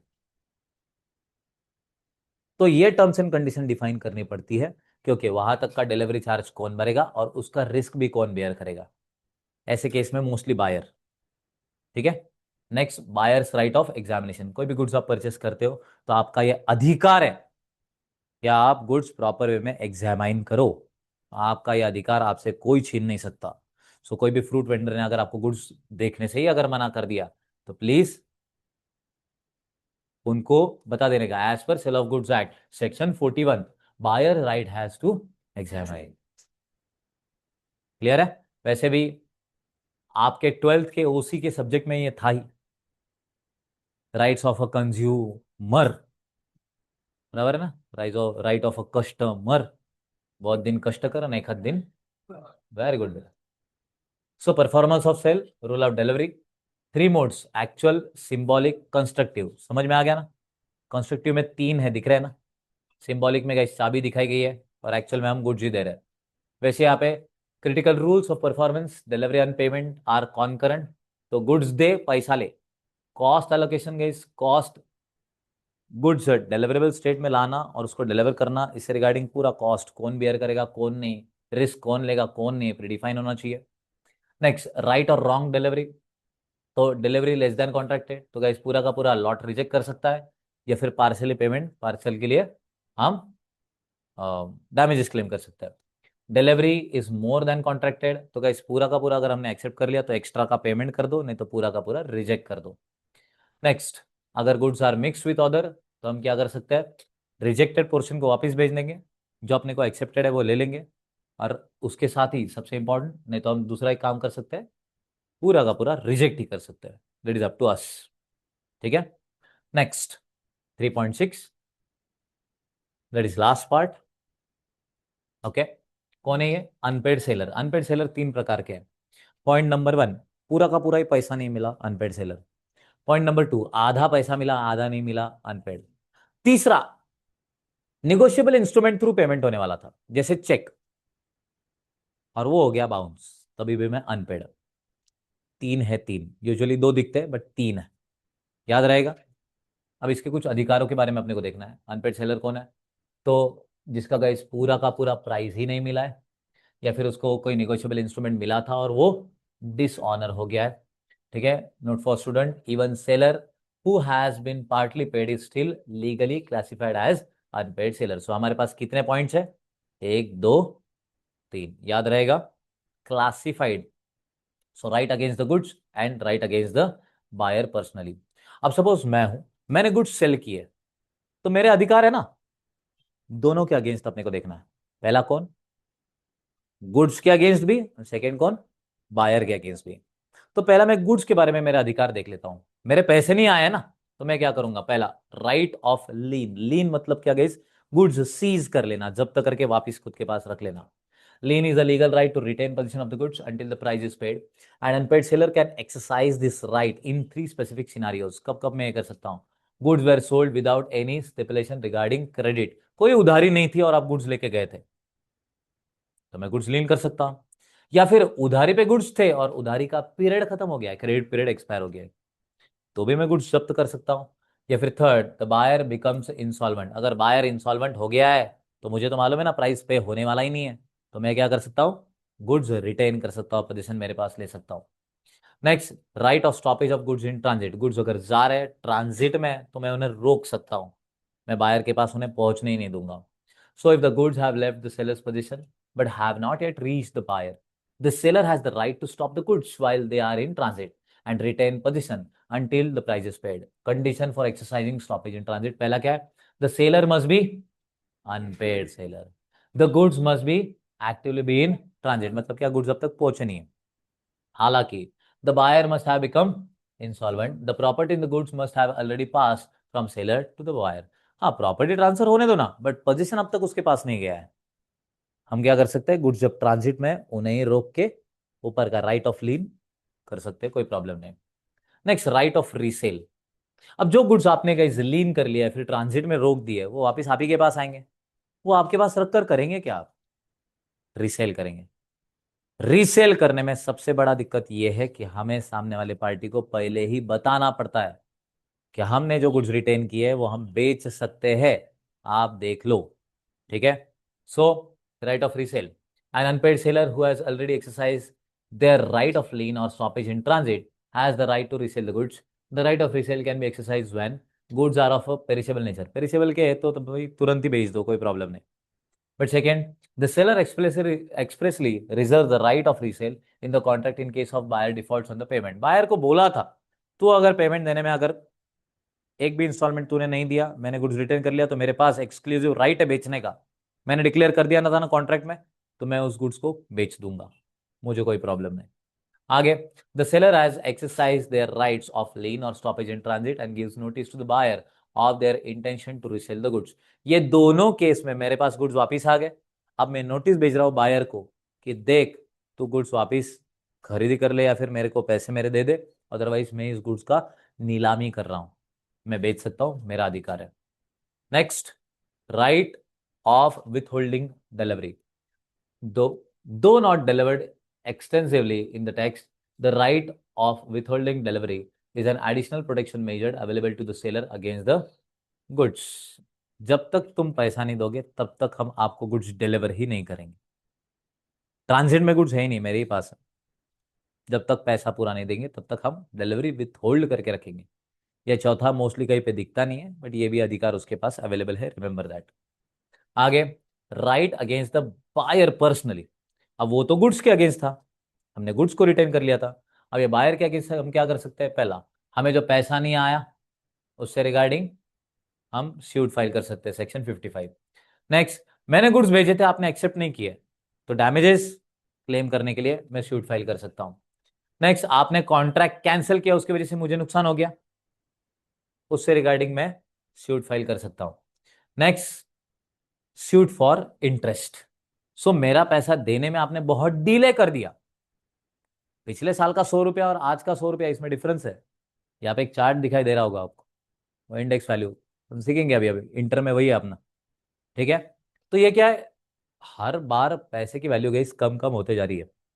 अपने दादाजी दादी जी अपने को बहुत बार बोलते हैं क्या, कि कितना रुपया होना, 500, 500 रुपया। तेरे को मालूम है तेरे दादाजी को कितना पेमेंट था? 250 रुपया।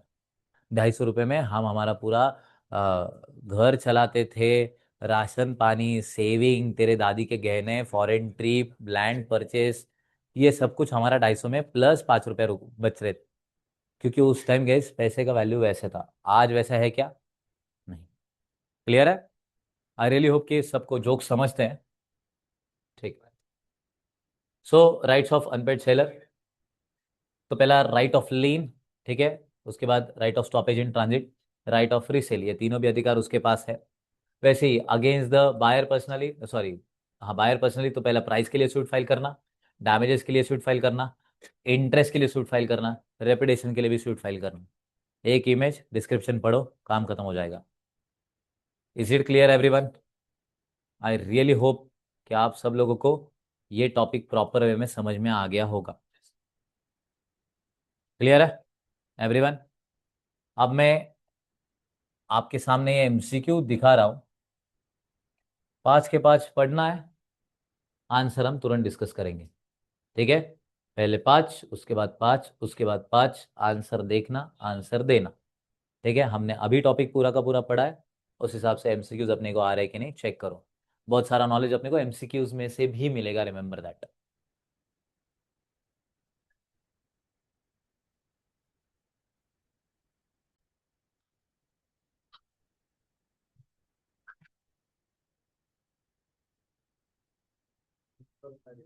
जूम करना है क्या?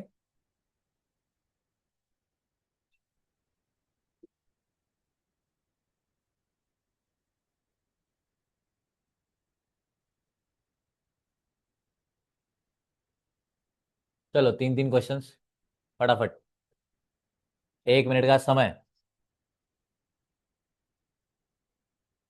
बाद में, बाद में। चलो पहला guys, the sale of goods act 1930 is based on Indian contract act. पक्का? कंफर्म? Very good. तो गाइस पहले का answer is the English sale of goods act 1893। Clear everyone? याद रखेंगे सब लोग? Excellent. Under section 9 of the sale of goods act 1930, what is a reasonable price? बताइए everybody. A B C D, कौन सा आएगा? Very good, question of fact. Next, delivery under the sale of goods act means? Option कौन सा? Very good, C, correct answer. ठीक है, properly read कर लेना। आगे की तीन एमसीक्यूज आपके लिए रेडी है।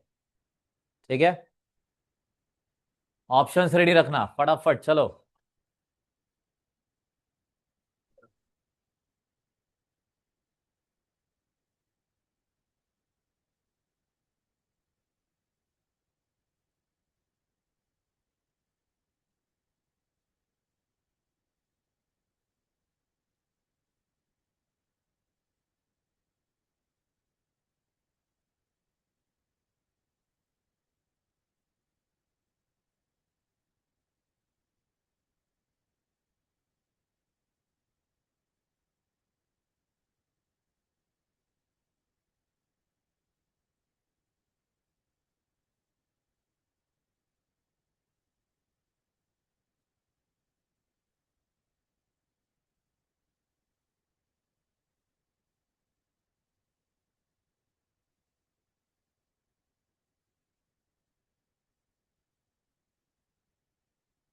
चलो हो गया आगे की तीन। चलो fourth number, the unpaid seller may exercise his right of stoppage in transit, क्या हो जाएगा गाइस उसका option? C, that is by A and B both. क्या है? By taking, sorry, by talking about actual position of the goods, and second by giving notice of his claim to the carrier or other bailey in whose position the goods are। ठीक है, दोनों भी चल जाएंगे, कोई problem नहीं। Fifth, क्या?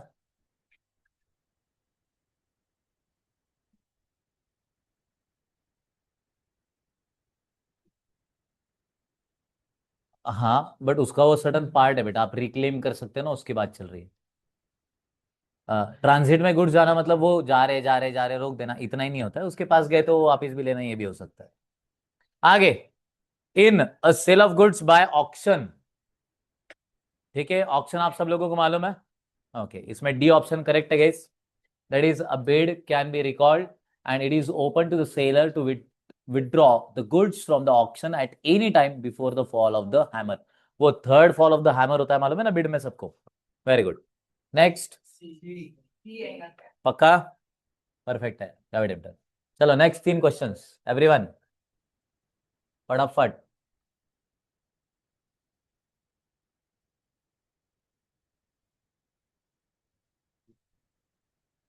अब तक अपना ये बेलर बेली वगैरह हुआ नहीं है, मतलब मेन बैच में हुआ है, कॉन्ट्रैक्ट एक्ट में स्पेशल कॉन्ट्रैक्ट्स याद है ना सबको? ओके, करो रीड।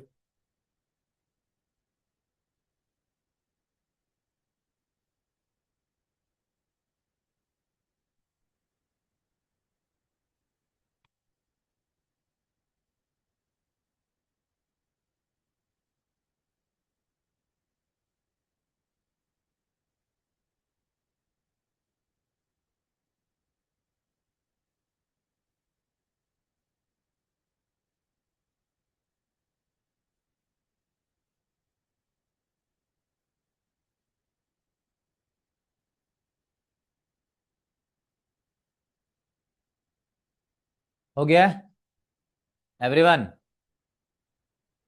चलो सेवन का बता देता हूं, the position of the finder of goods is the same as that of the bailee. अब ये बेलर बेली वगैरह कौन होते हैं अपन कॉन्ट्रैक्ट एक्ट में एकदम डिटेल में लेने वाले हैं, ये भी वापस से फास्ट ट्रैक क्यों ना हो।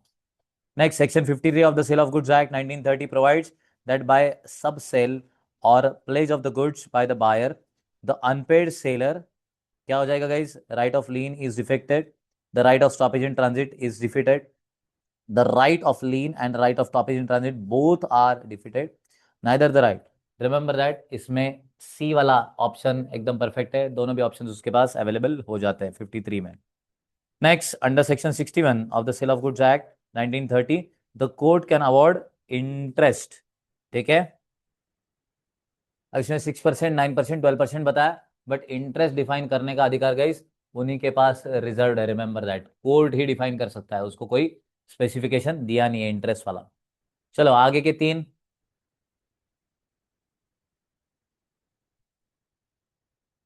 अभी देखा है हमने लीन.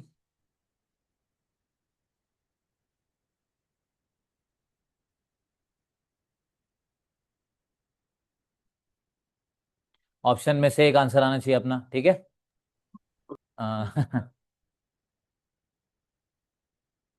वेरी गुड यश. बाकी जितने भी ऑनलाइन है आप चैट बॉक्स में सेंड कर सकते हो, कोई प्रॉब्लम नहीं है.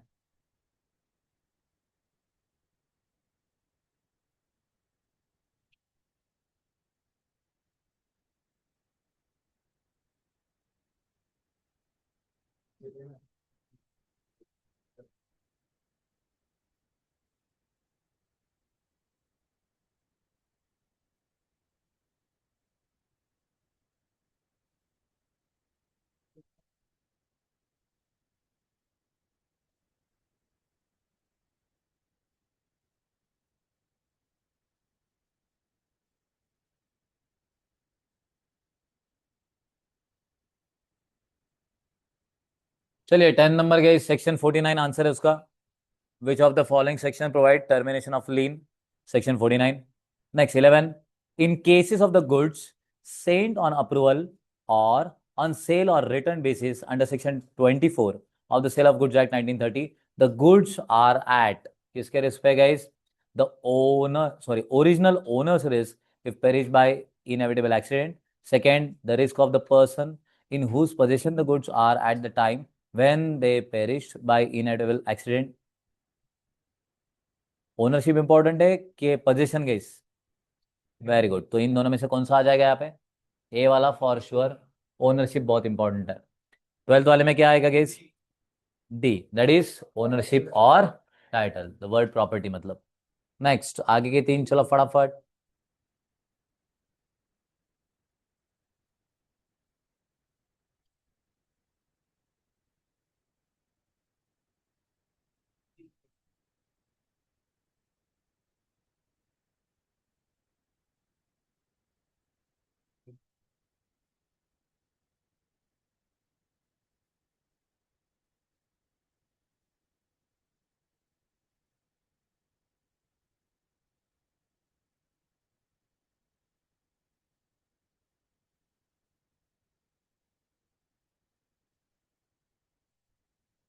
चलिए हो गया.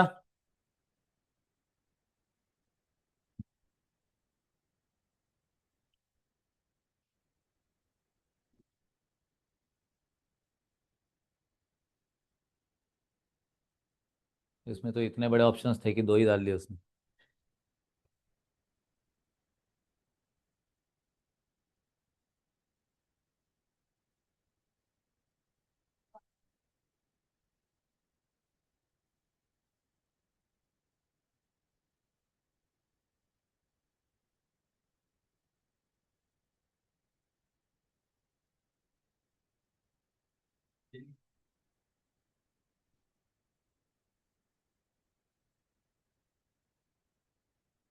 Yes everyone. चलो 13 में the implied condition as contain in section 16(2) of the sale of goods act 1930 applies to. पहला डिस्क्रिप्शन ओनली, ये अपने को लॉ में मिल जाता है. But remember that sale of goods under a patent or other trade name, patent trademark copyright वगैरह में भी गुड्स है, वो भी कंडीशन ही है. Remember that. समझ में आ गया? तो बहुत बारी अपने को ये लॉ में पढ़ने को नहीं मिलता, इसने अपने को लगता है कि नहीं नहीं only A. Remember that both A and B answer है इसका. क्लियर है? Next, when the specific goods, किसकी बात चल रही है? स्पेसिफिक गुड्स है. ओके हमने आइडेंटिफाई करके रखे थे. which are the subject matter of the contract and the sale of goods act have perished before the making of the contract when the contract can be enforced against the alternative goods because the contract of the sale of the goods is otherwise valid. यार कोई तो भी specific goods थे जो हमने बोला था, वो डिस्ट्रॉय हो गए, उसके जगह पे वैसे ही गुड्स अगर अपने को दे दिए तो चलेगा क्या? बिल्कुल भी नहीं। No means no. Clear everyone? Specific goods थे वो डिस्ट्रॉय हो गए, कॉन्ट्रैक्ट रेसिंडी हो जाएगा। Next, where a buyer who purchase a motor car and use the same for some time but was forced to surrender the same to the true owner owing to the seller's defect of title is entitled to। क्या होगा guys? Damages होगा या फिर recover the full price paid as on a total failure of consideration. Either A or B होगा या फिर only A or B होगा। Everybody, case क्या है सबको समझा क्या? पक्का? रिमेंबर दैट ऐसे केस में recover the full price paid as on a total fair of consideration, पूरा कंसिडरेशन ही फेलियर की कैटेगरी में चला गया, पूरा का पूरा पैसा रिकवर करने के लिए ये आ जाएगा। रिमेंबर। चलो आगे की तीन फटाफट।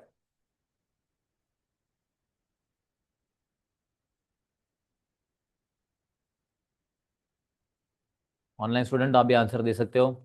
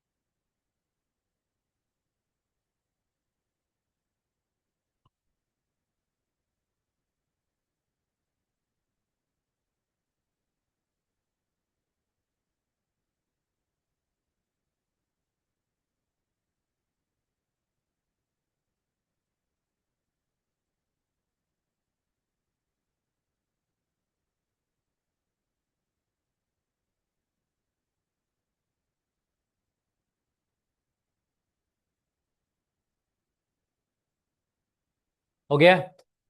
चलो 16 में, a contract of present sale of future goods under section 6(3) of the sale of goods act. Present sale of future, agreement to sale. Next, under Section 24 of the Sale of Goods Act 1930, in cases of the goods sent on approval or on sale or return, उसमें तीन condition मैंने बताया था ना अभी हमने cell और return case में। क्या? मैंने आपको गुड्स दे दिया, आपने अप्रूवल दे दिया, मैंने आपको गुड्स दे दिया, आपने यूज कर लिया, मैंने आपको गुड्स दे दिया, टाइम एक्सपायर हो गया। क्या ये तीनों भी है कह रहे? तो तीनों को टिक नहीं करने का। क्लियर है एवरीबॉडी? डर लग जाता है कभी कभी। Next, A agrees to purchase from B a certain quantity of coal, but the ship carrying the coal has yet to arrive। अरे ये कंडीशन है ना, कंडीशनल कॉन्ट्रैक्ट की कैटेगरी में चला गया। तो जब तक कंडीशन कंप्लीट नहीं होती है तब तक कॉन्ट्रैक्ट आगे बढ़ेगा क्या? तो guys, when shall the property in the coal pass from A to B, जब शिप आएगा तब ना, इसलिए इमीडिएटली पॉसिबल नहीं। When the ship arrive at the port with coal, B option right है। नेक्स्ट, आगे के तीन।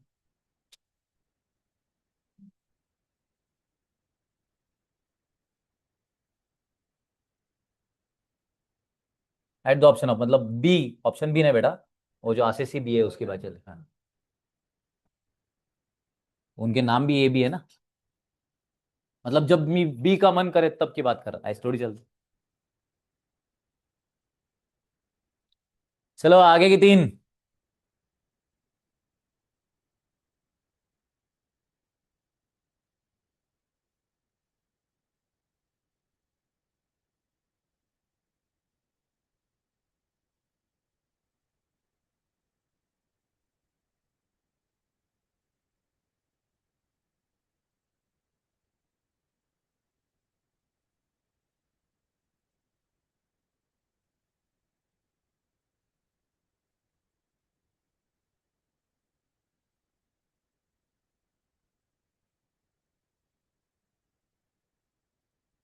Is true nature of the warranty for quiet enjoyment provided under section 40।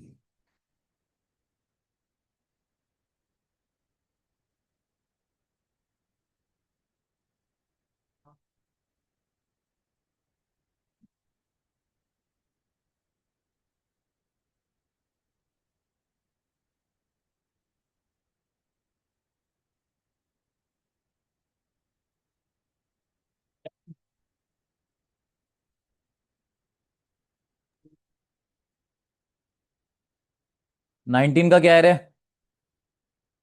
A future में होगा, वेरी गुड। 20 का क्या होगा? बिल ऑफ लाइडिंग, ये तो डॉक्यूमेंट ऑफ टाइटल होता है ना, बराबर है, निगोशिएबल इंस्ट्रूमेंट है ही नहीं है। What is the true of the warranty for quite enjoyment provided under section 14? तो गाइस इसका answer is that the effect of the warranty is uncertain. ठीक है, ए ऑप्शन है उसका। Next 22, under section 37 of the Sale of Goods Act 1930, the buyer has a right to reject the whole of the goods delivered where the quantity delivered is less than the quantity contracted, where the quantity delivered is larger than the quantity contracted, either A or B, only A or B, either। Very good, C वाला। 23 देखिएगा, किसका section है ये?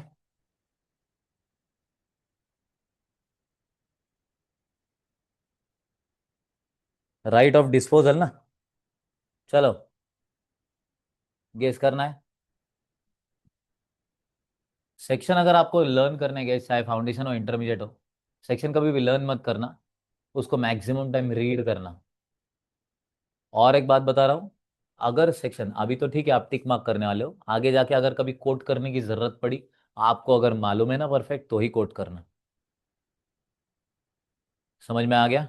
Otherwise गलत section coat करना is just like कि letter letter जो होता है वो राइट लिखना बट एड्रेस गलत लिखना। ऑफिशियल लेटर की ही बात चल रही है। चलो आगे। एग्जैक्टली। सो गाइज इसका सेक्शन 25 है, प्लीज याद रखिए। Seller right to resale, reserve the right of disposal. ठीक है, सेक्शन 25 इसका याद रखिए। 24, 25, 26 फटाफट रीड करो चलो।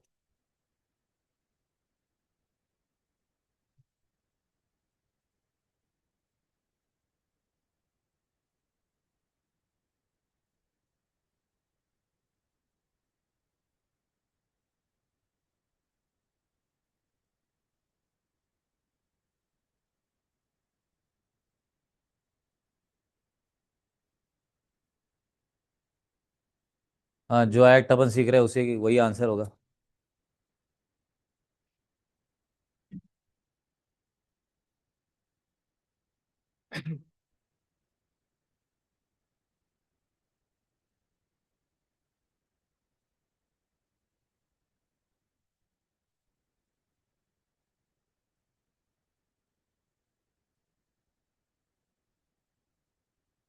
ओके, 24 का guys the sale of goods act है।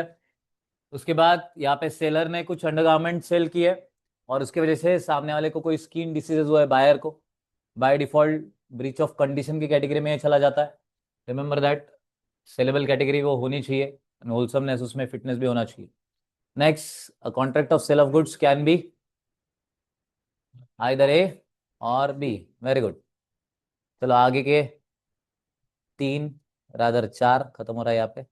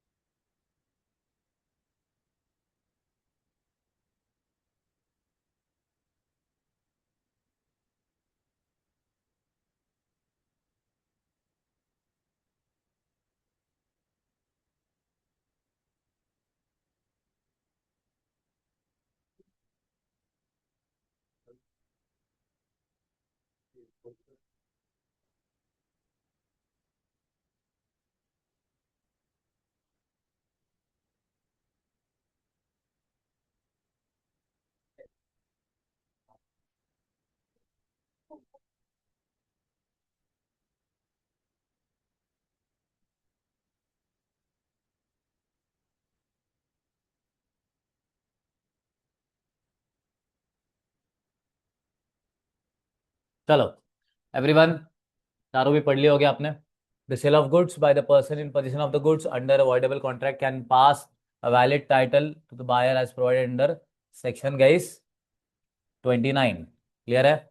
Next, the right of lien under section 47 of the sale of goods act 1930 is available to the unpaid seller against the payment of the price of the goods. Next, which of the following is an implied condition in case of contract of sale by sample? Please read carefully. हर जगह पर गई यहाँ पे not not not लिखा है। कहीं पर भी अगर नहीं होता तो रिमेंबर दैट हम क्या करते, उसको टिक मार्क कर देते। हर जगह पे नॉट लिखा है, इग्नोर कर, डी वाला तेरा ऑप्शन है। क्लियर है? आगे, under section 49 of the sale of goods act 1930 the right of lien of unpaid seller is lost